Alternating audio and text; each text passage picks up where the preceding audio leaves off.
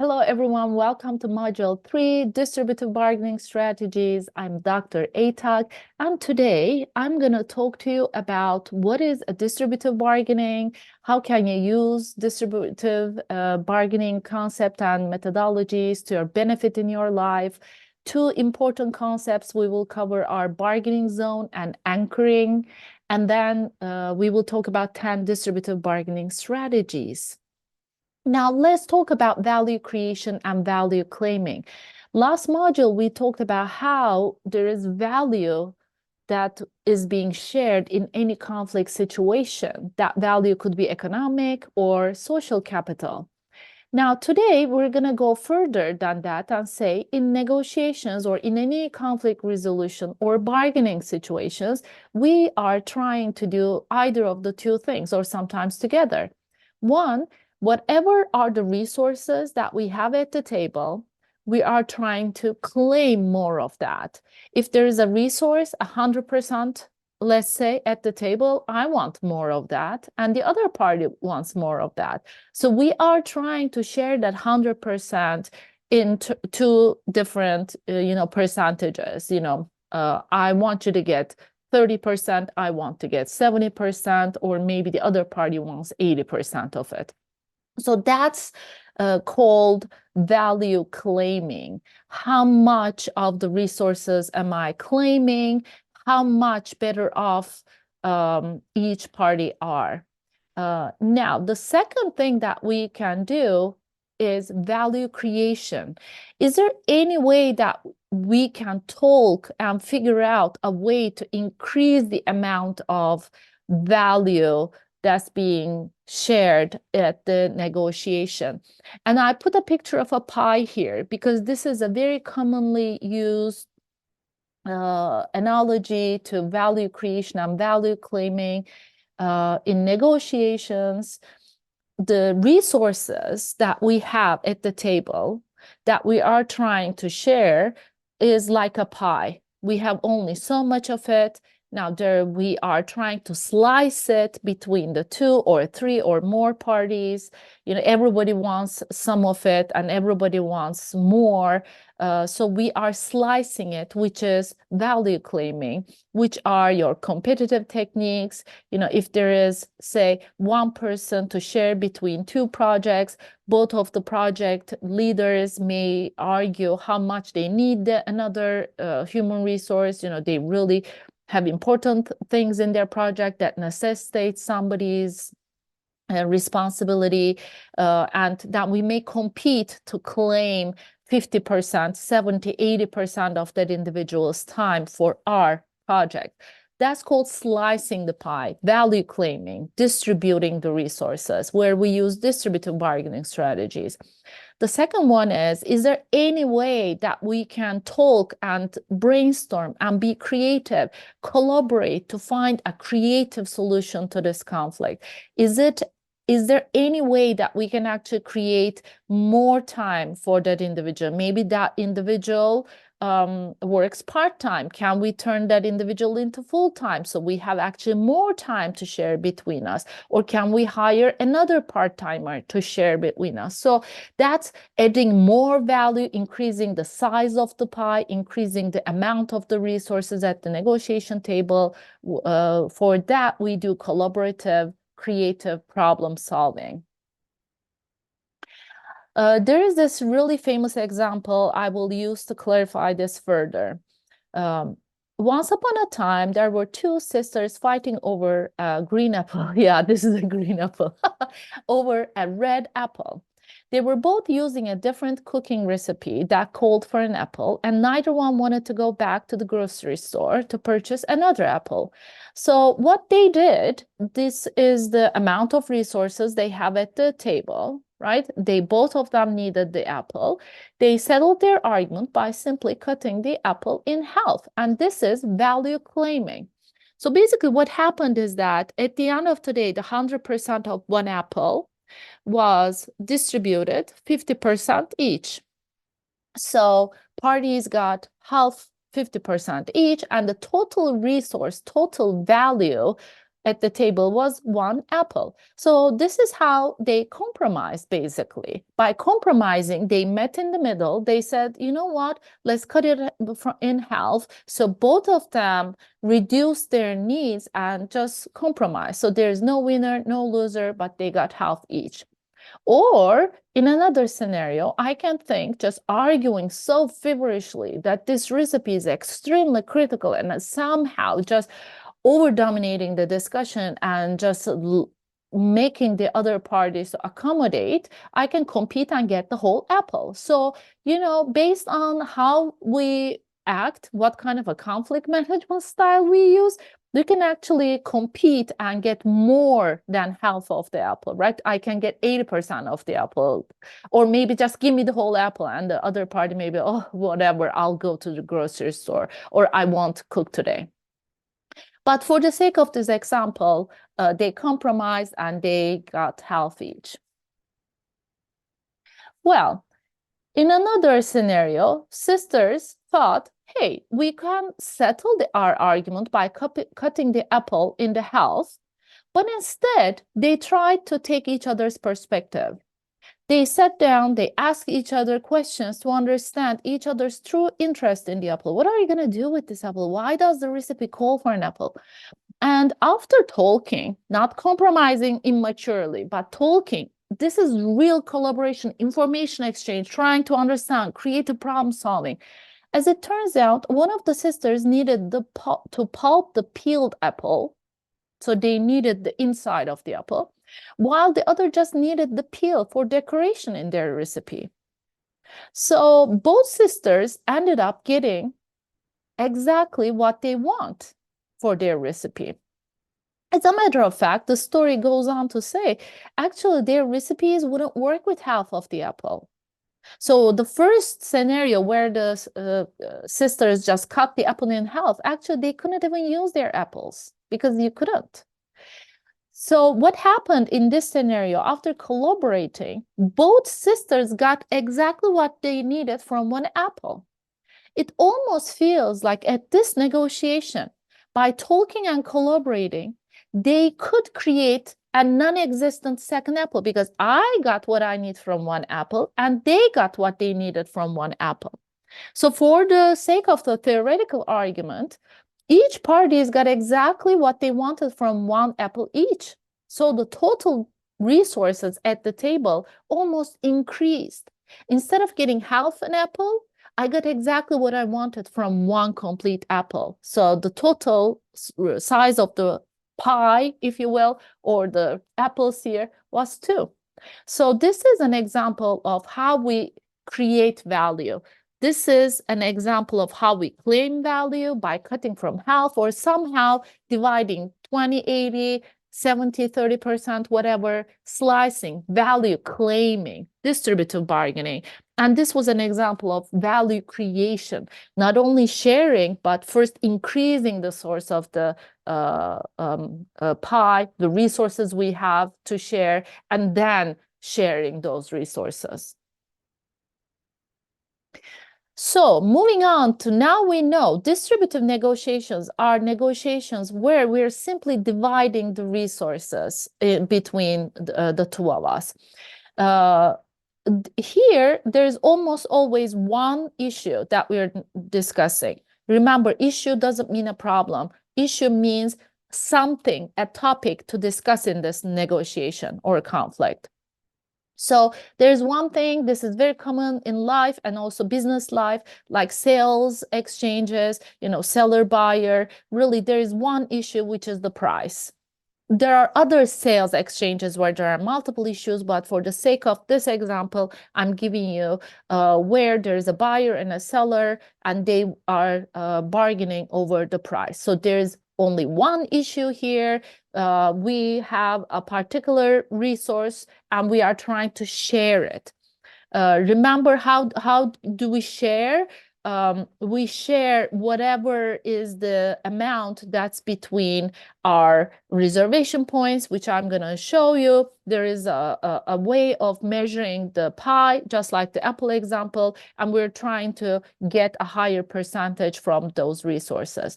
There are almost strictly opposing interests. Buyer wants to pay less or seller wants to get more. And this is a win-lose type of a situation. Again, you have to compete and win. Thinking this is more like a one-shot negotiation where we're not trying to understand each other, trying to make them happy as well and establish a good business relationship. Rather, this is a situation where this is a one-shot, short-term thing. We want to secure our resources we need for our project, for our life, whatever. So we need to use distributive negotiation tactics. Now, how do we identify the size of our pie, size of the value while we are bargaining? There is a concept called bargaining zone, but more so it is known as ZOPA. ZOPA stands for Zone of Possible Agreement. This is the space between two parties' reservation prices. If there's an overlap, then we call it a positive ZOPA, and that gives you the size of the pie, the resources that you're sharing. And if there is no overlap between two reservation points, there's a gap, which means that there is nothing to share at the table. There is no way I can give you something or you can give me something. So there is a negative ZOPA where we should not come to an agreement. I will explain these a little more with an example, but one thing I want you to know from this slide is that when there's an overlap, and when there are resources, a positive ZOPA to share, then we can come to an agreement really anywhere within this range. We can share it 50-50, or one party can get more or less. So that's how we are value claiming, competing, and bargaining distributively. But if there is no overlap, meaning there is a negative ZOPA, the most effective outcome of this negotiation will be no deal. Just saying, no, thank you, it was nice meeting you, and leave. Okay, not making a deal. Your job in negotiations are not to make a deal. Your job is to make a deal where you are better off, you have more resources, you gain something out of it. Now, let's explain positive, negative ZOPA using a concrete example. Imagine a seller is selling a car, and this person wants $10,000 for this car, but will get lowest $6,000 for this car. Remember, lowest, the bottom line, was the zone of was the reservation point. The bottom line, the worst deal this individual would accept. Anything lower than 6,000, the seller will not accept it. So this is their worst possible deal, 6,000. What about buyer? Buyer wants to pay 5,000. Ideally, this is their target, but the highest that they could pay is $7,500. Remember, this is the buyer's reservation point. This is the worst deal that they want to make. They don't want to pay anything higher than $7,500. And you can literally see that the reservation points, the seller's reservation point and the buyer's reservation point, and there is an overlap. So there is a zone of possible agreement. We call this overlap a positive ZOPA.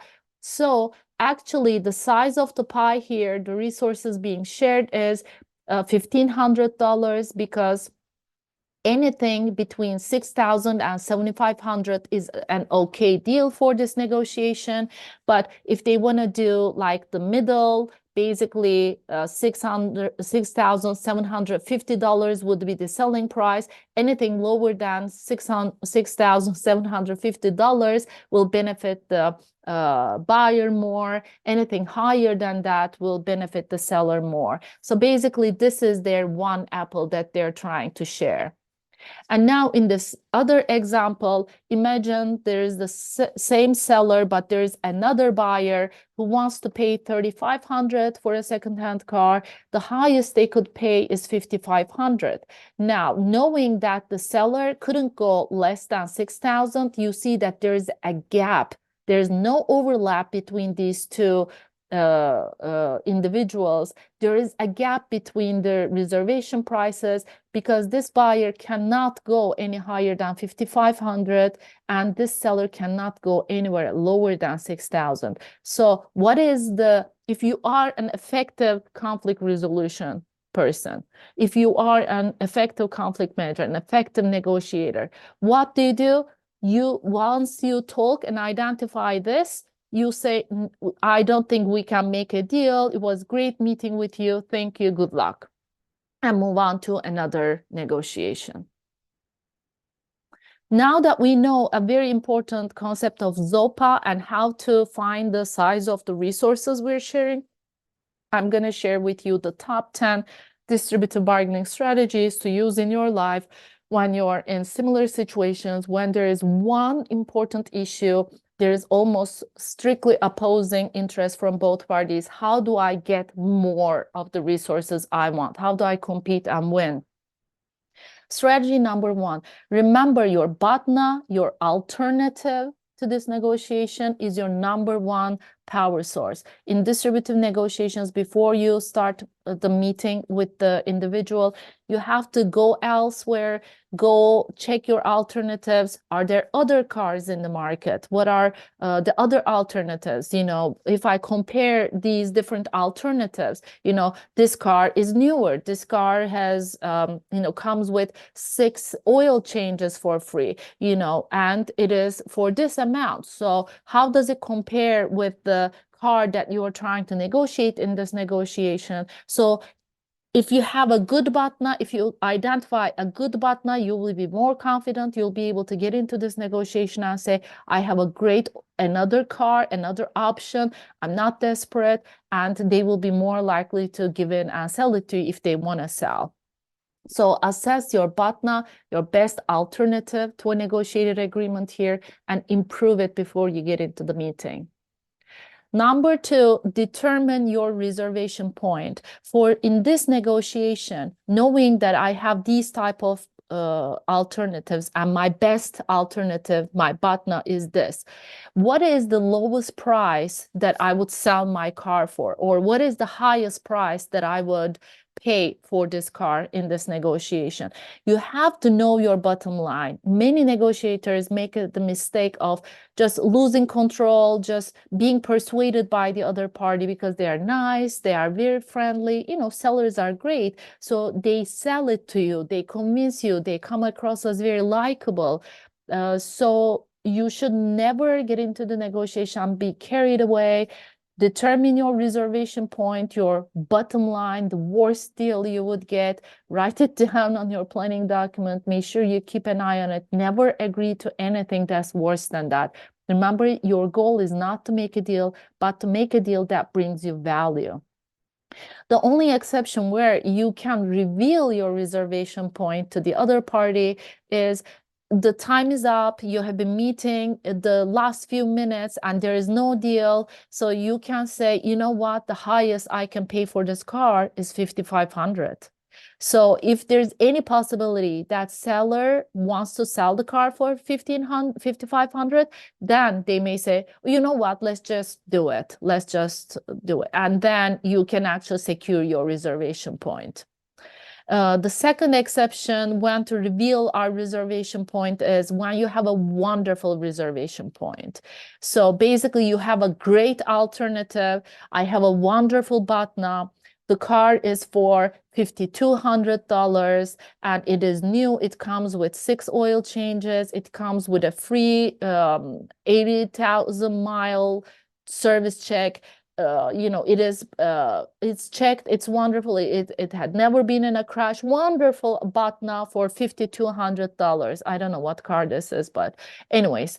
So now if you are in this meeting negotiating about another car, you can say, you know what, I can't pay higher than $5,200 for this because I have a wonderful, you know, alternative. And you literally basically say, I have a great reservation point. It's a very low point as a buyer. For a seller, it will be high. It's like saying, I have a house and I have another offer. Somebody already offered me $700,000 for my house, you know? So I can't go anything lower than that. If you are in a situation that's so advantageous like this, you can tell them what is your bottom line so that they can see if they can match it. Strategy number 3 in this situation, research the other party's BOTNA and reservation point. I can't emphasize enough. I talked about it a little bit in our last module, but knowing and researching the other party's alternatives and bottom line is crucial. Why I would like to give one example. Imagine you are trying to sell your house and the candidates, the buyers, sent you, we love the neighborhood. We want to be, close to this particular elementary school. We're coming over, they want to talk to you. You're going to negotiate. Now, you don't know exactly what kind of alternatives those people have. However, if they want to stay around this neighborhood, if they want to stay in the same school district, you can go to Zillow, go to a variety of websites and find all kind of comparable houses. And maybe outside of the neighborhood a little bit, you can look at all the houses that are available, similar in terms of number of bedrooms and bathrooms, etc. And then that the average, even if they go to the cheapest one, it will be like $800,000. So that they're coming in with that kind of BOTNAs or alternatives. That should also sort of impose their reservation point too. But sometimes people have savings or they have help from their parents, etc. So you will ask questions about their reservation points. Hey, do you have any savings? Are you gonna do a mortgage? Are you planning to do, how much are you gonna be earning? Like, are you planning they may not need to give you all that detailed information. You will ask tactful questions. Instead of asking how much you're making, I can say, here, are you planning to, put in a down payment to this? Are you planning to just do a mortgage for the whole amount? Or, are you going to do a 30 year or 15 years? So approximately it will tell me how much they can afford per month, right? So I can see how much they can pay, what is their, range of movement. And that will help me price my house and sort of argue for my pricing based on their alternatives and bottom lines. Strategy 4, set very high aspirations. Remember, this is the target. I want you to get into a negotiation with high targets, realistic but optimistic targets. What is the importance of having those high aspirations? I told you, when you have high targets and when you do your research, know your facts, know your alternatives, your market, you open the negotiation with a first offer. And when you make an assertive high first offer, it impacts the final agreement. And I'll tell you how. I play this guessing game in my classes a lot, and I choose 2 students, and I ask one of the students to wait outside for a while. And then when the other students come, a student come next to me, I say, I have a question for you. Can you please make a guess about how long is Guadiana River? And 99% of the time, nobody knows what this river is. But I tell them there is only one clue. Guadiana River is shorter than Ebro River, which is 578 miles. And I ask for an estimate. So how long is the Guadiana River?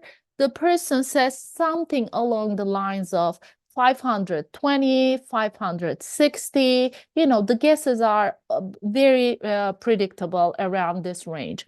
Then I say thank you and I let them sit, and I ask the second students to come in from the outside. Now I say, how long is Guadiana River? Do you know? Make a guess. And I say, I have a clue. Guadiana River is shorter than Volga River, which is 2,193 miles.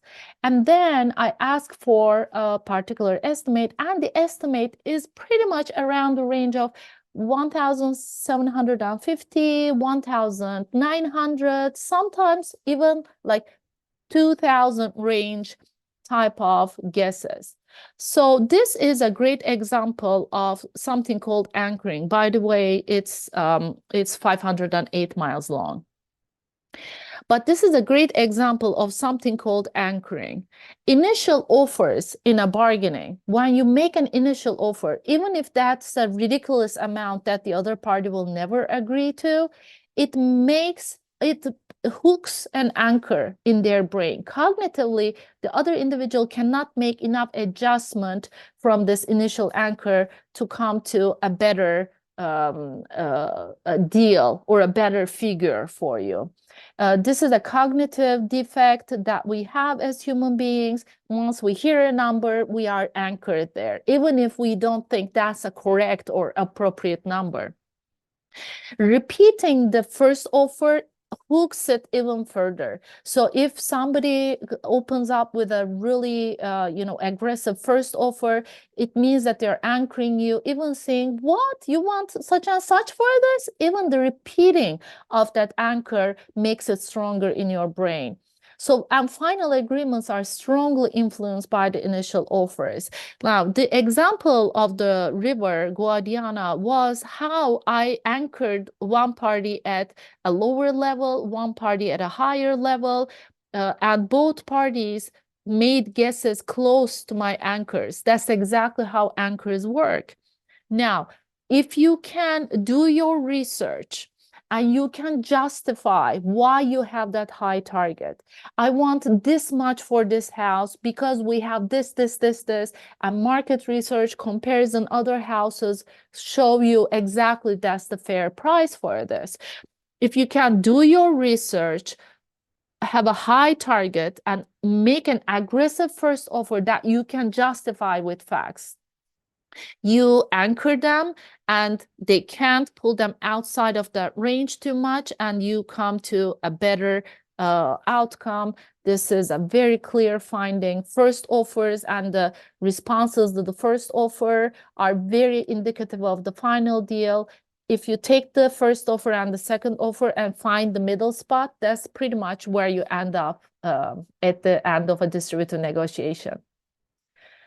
Strategy 5, make the first offer. That's exactly what I was telling you. If you did your research on planning, open with an ambitious first offer and anchor the other party. Strategy 6, absolutely make sure you have an objective appearing rationale to justify that offer. If you're shooting for the moon as a first offer and there is no reason why, there's nothing to justify, then it will only upset the other party and they will be offended. They may even retaliate. But if you show this is where the number is coming from, they won't get offended.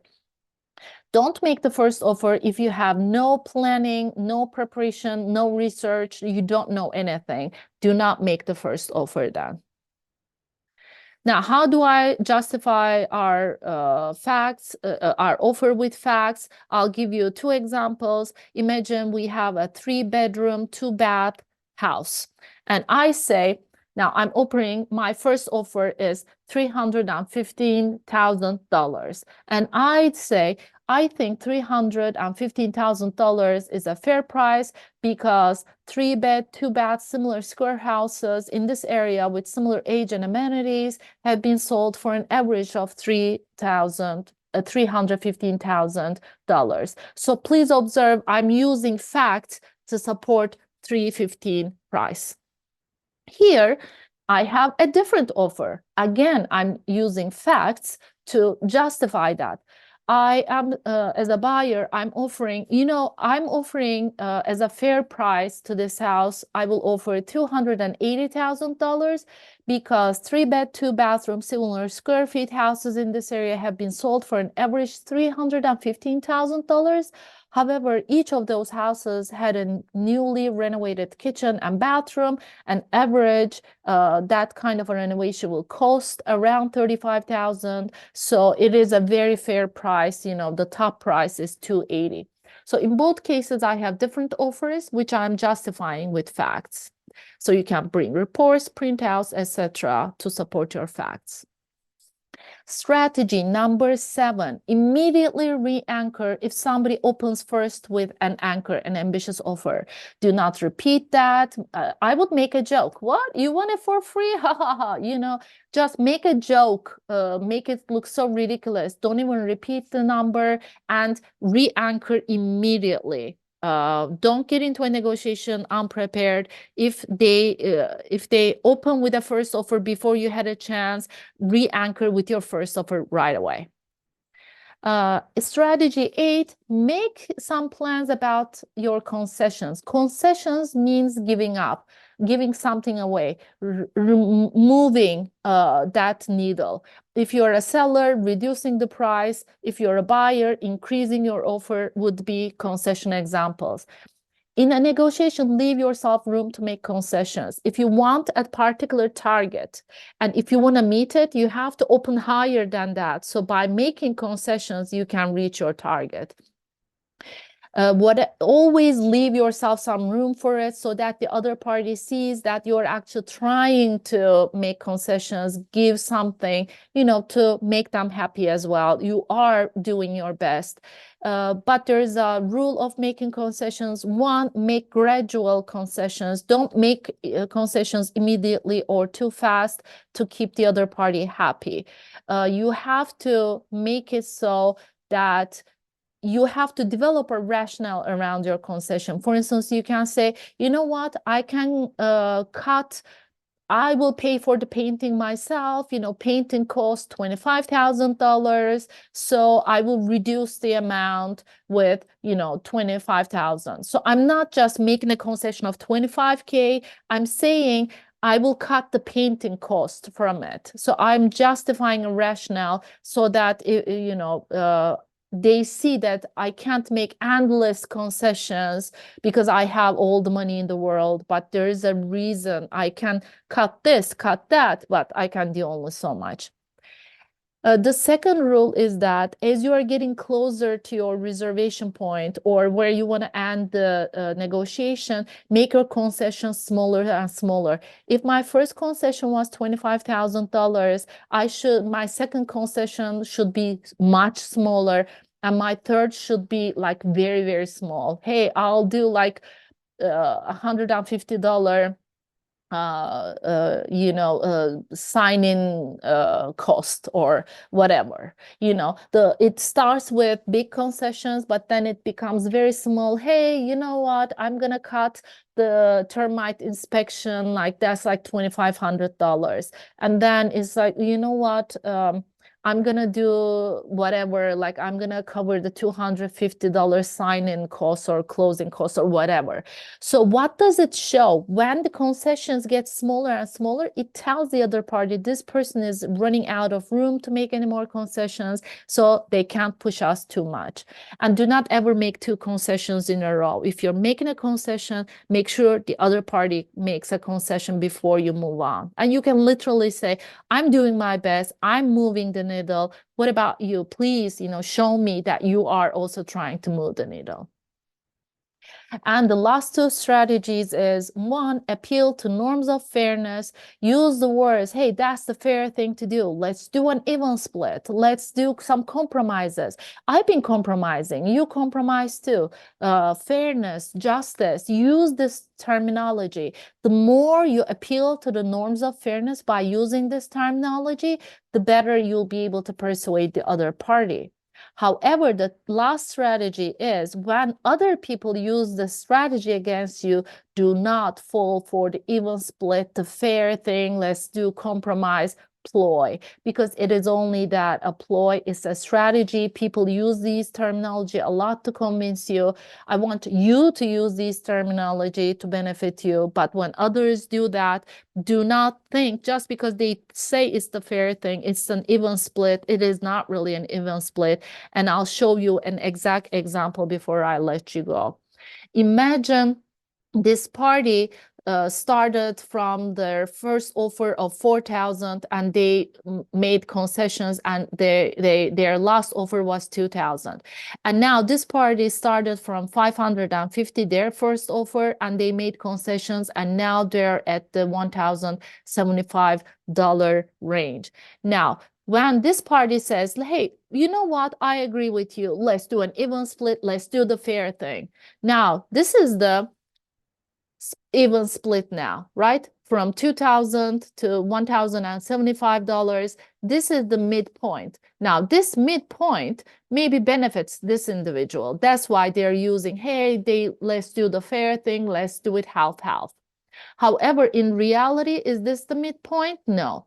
The midpoint is actually $2,275. So basically, this person made so many more concessions, so much more a concession than this, that when this person says even split, actually, it is not an even split. It is extremely benefiting them. So do not listen to other party using this language too much. And now this is the full list I'm leaving you with. You will engage in a distributive bargaining exercise in this module. You will negotiate with ChatGPT, fill out your planning document, prepare well for this negotiation, and then you will answer some questions in the discussion about your negotiation experience, your results, and please make sure you are trying to use as many of these distributive bargaining strategies as possible in your exercise, because then you will respond in the discussion, which of these bargaining strategies did you use and how. So good luck in your distributive bargaining case, and I'll see you in the next module.